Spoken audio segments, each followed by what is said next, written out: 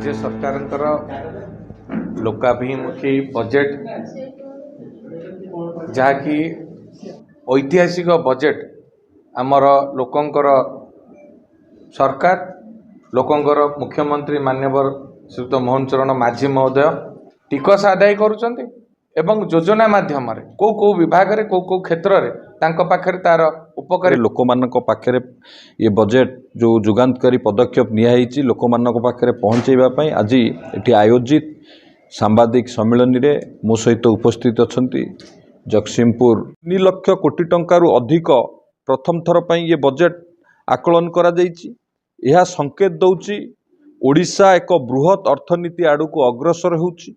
2036 मसीहा बेलू आमर अर्थनीति $500 बिलियन रे अर्थनीति पहुँचेबा आम लक्ष्य रखीचु। से लक्ष्य हासिल करने दिगे शिक्षा को आम आगु को नौचे तार भित्तिभूमि की सुदृढ़ करने स्कूल कॉलेज मानकरे उत्तम शैक्षिक वातावरण सृष्टि करने ड्रॉप आउट हार कम करने एवं युवपीढ़ी गुणात्मक शिक्षा सुनिश्चित नीमपुर जगह जिला प्रशासन तरफ चिन्हट सरा सेटा को राज्य तार रिपोर्ट दिया सरी खूब शीघ्र माननीय मुख्यमंत्री नीमपुर जगह जिला प्रशासन तरफ चिन्हट सरा सेटा को क्रीड़ा शक्ति विज्ञान सूचना प्रजुक्ति विद्या सामाजिक सुरक्षा और सशक्तिकरण विपर्य परिचालना एवं जंगल परिवेश और जलवायु परिवर्तन को मध्य ये बजेट मध्य गुरुत्व दिया जाइछि। आमे जेतेबेले 2036 मसीह रे समृद्ध ओडिशा एवं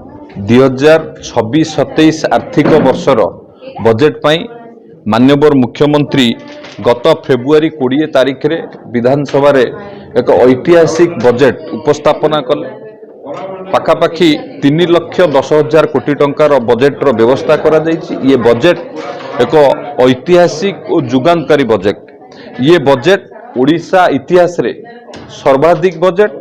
ये बजेट रे सबु वर्ग को प्राथमिकता दिया जाइछि। सबका साथ सबका विकास को प्राथमिकता दिया जाइछि एवं विशेषकर युवक महिला कृषक मध्यवित्त जनजाति ये सबु वर्गर उन्नति सहित कृषि शिक्षा स्वास्थ्य गमनागमन पर्यटन शिल्प आदिर भित्तिभूमिर विकास को मध्य ये बजेट रे मध्य गुरुत्व दिया जाइछि एवं जो केतोटी प्रमुख स्तंभ उपर ये बजेट को गुरुत्व दिया जाइछि। प्रथमे नागरिक को प्राथमिकता ग्रामीण अर्थनीतिर विकास एवं परंपरा आम स्वाभिमान ता सहित समाजर समृद्धि समस्तंकर किभली भाव में समृद्धि हम या ऊपर मध्य गुरुत्व दिया जाइछि। ये केतोटी प्रमुख स्तंभ उपर ये बजेट रे गुरुत्व दिया जाइछि। ये बजेट रे मध्य कृषक महिला एमाने किभली भाव में सशक्त हेबे एमाने किभली भाव में स्वावलंबी हेबे।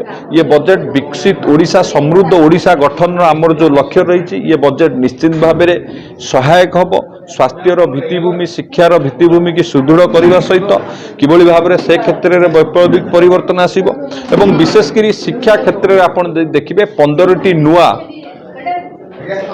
इंजीनियरिंग 15टी नुआगिरी माने शिक्षा क्षेत्र में विकास पाई जो घोषणा करा जाइछि सेतिरे इंजीनियरिंग कॉलेज अच्छी आपणकर आयुर्वेदिक मेडिकल कॉलेज हो किंबा अन्य प्राणी संपद विद्यालय हो मत्स्य संपद विद्यालय हो कौन सी महाविद्यालय ये सब देखे 15टी विद्यालय महाविद्यालय एवं विश्वविद्यालय एवं इंजीनियरिंग कॉलेज भली प्रतिष्ठा करने ये बजेट रे मध्य प्राधान्य दि जाए। तेणु निश्चित भाव में ये बजेट आमको ओडिशा को आगु को नबारे सबु वर्गर लोकंकर विकास सहित विकसित ओडिशा समृद्ध ओडिशा गठन ये बजेट सहायक होगा।